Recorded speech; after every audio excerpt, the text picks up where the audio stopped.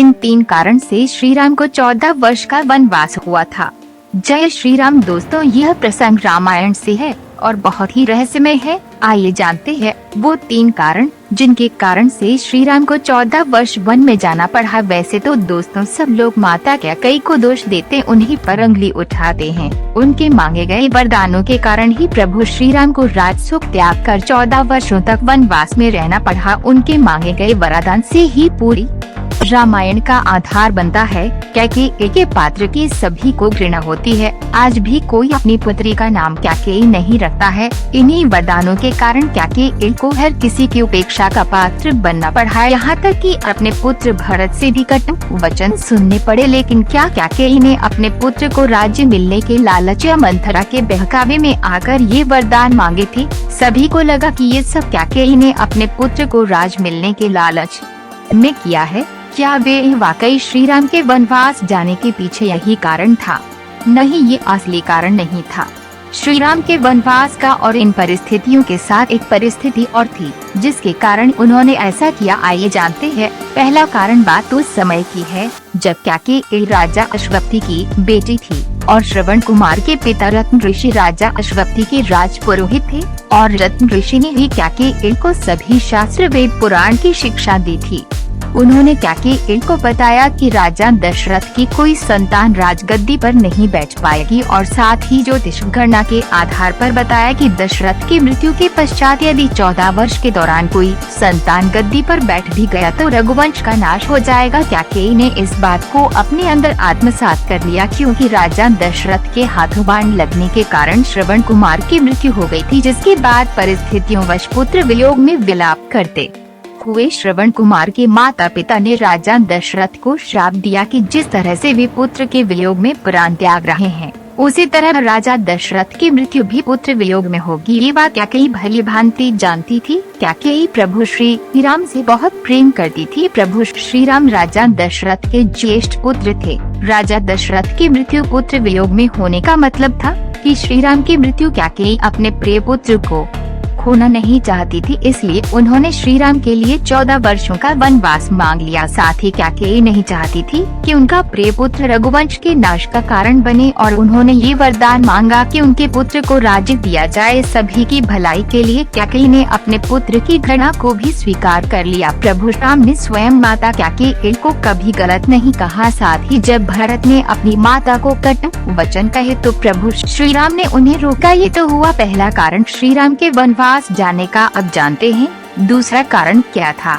ये कथा राजा दशरथ के मुकुट के अनोखे राज से जुड़ी है जो आपने पहले कभी नहीं सुनी होगी। एक बार राजा दशरथ की किसी बात से नाराज हो बाली ने उन्हें युद्ध के लिए चुनौती दी थी। राजा दशरथ की तीनों रानियों में से कैकेयी अस्त्र शस्त्र एवं रथ चालन में पारंगत थी, अतः अक्सर राजा दशरथ जब कभी कहीं भ्रमण के लिए जाते तो कैकेयी को भी अपने साथ ले जाते थे। अयोध्या के राजा दशरथ एक बार भ्रमण करते हुए वन की ओर निकले, वहाँ उनका समाना बाली से हो गया। राजा दशरथ की किसी बात से नाराज हो बाली ने उन्हें युद्ध के लिए चुनौती दी। जब बाली एवं राजा दशरथ के मध्य भयंकर युद्ध चल रहा था उस समय संयोगवश रानी कैकेयी भी उनके साथ थी। युद्ध में बाली राजा दशरथ पर भारी पड़ने लगा। वह इसलिए क्योंकि बाली को ये वरदान प्राप्त है कि उसकी दृष्टि यदि किसी पर भी पड़ जाए तो उसकी आधी शक्ति बाली को प्राप्त हो जाती थी। अतः ये तो निश्चित था कि उन दोनों के युद्ध में हार राजा दशरथ की ही होगी। राजा दशरथ के युद्ध हारने पर बाली ने उनके सामने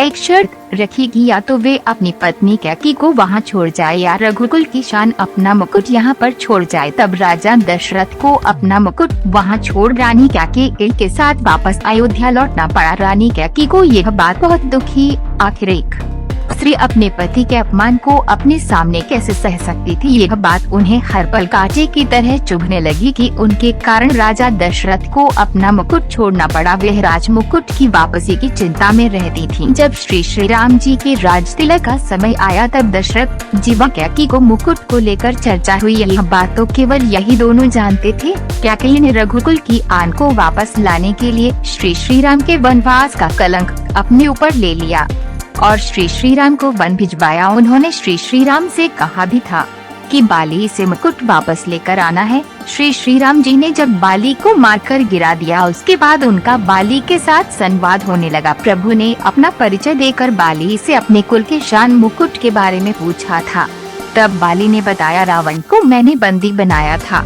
जब वो भागा तो साथ में छल से वे मुकुट भी लेकर भाग गया। प्रभु मेरे पुत्र को सेवा में ले लें, वह अपने प्राणों की बाजी लगाकर आका मुकुट लेकर आएगा। जब अंगद श्री राम जी के दूत बनकर रावण की सभा में गए, वहाँ उन्होंने सभा में अपने पैर जमा दिए और उपस्थित वीरों को अपना पैर हिलाकर दिखाने की चुनौती दे दी। रावण के महल के सभी योद्धा ने अपनी पूरी ताकत अंगद के पैर को हिलाने में लगाई, परंतु कोई भी योद्धा सफल नहीं हो पाया। जब रावण के सभा के सारे योद्धा अंगद के पैर को हिला न पाए तो स्वयं रावण अंगद के पास पहुंचा और उसके पैर को हिलाने के लिए जैसे ही झुका, उसके सर से वे मुकुट गिर गया। अंगद वे मुकुट लेकर वापस श्री राम के पास चले आए। ये महिमा थी रघुकुल के राज मुकुट की, तथा कैकेयी के कारण ही रघुकुल के लाज बच सके। यदि कैकेयी श्री राम को वनवास नहीं भेजती तो रघुकुल सम्मान वापस नहीं लौट पाता। कैकेयी ने कुल के सम्मान के लिए सभी कलंक एवं अपयश अपने ऊपर ले लिए, अतः श्री राम अपनी माताओं सबसे ज्यादा प्रेम कैकेयी को करते थे। ये हुआ दूसरा कारण। अब जानते हैं तीसरा और सबसे महत्वपूर्ण कारण ये था कि रावण की उम्र सीमा समापन पर थी। रावण की आयु में 14 ही वर्ष शेष थे। प्रश्न उठता है कि ये बात कैकेयी कैसे जानती थी। ये घटना घट तो रही थी अयोध्या में, परंतु योजना तो देवलोक में रची गई थी। इसके सूत्रधार हैं स्वयं श्री राम। वे ही निर्माता, निर्देशक तथा अभिनेता हैं। वही सूत्रधार यानी अंतर्यामी थे। मेघनाद को वही मार सकता था जो 14 वर्ष की कठोर साधना संपन्न कर सके, जो निद्रा को जीत ले, ब्रह्मचर्य का पालन कर सके। ये कार्य लक्ष्मण द्वारा संपन्न हुआ। आप कहेंगे वरदान में लक्ष्मण थे ही नहीं तो इनकी चर्चा क्यों? परंतु श्री राम जानते थे कि भाई श्री राम के बिना लक्ष्मण रह ही नहीं सकते। श्री राम का यश यदि नौका है तो लक्ष्मण कर्म पतवार है और पतवार बिना नौका चल नहीं सकती। सारी योजना का केंद्र राक्षस वध है। तो श्री राम के पूर्वज महाराजा हिरण्य के उस श्राप का समय पूर्ण होने में 14 ही वर्ष शेष हैं, जो श्राप उन्होंने रावण को दिया था कि मेरे वंश का राजकुमार तेरा वध करेगा। और देवताओं ने जिस उद्देश्य से विष्णु को श्री राम अवतार में भेजा था, उसके पूरा होने का समय भी आ रहा था, पर कारण नहीं बन रहा था।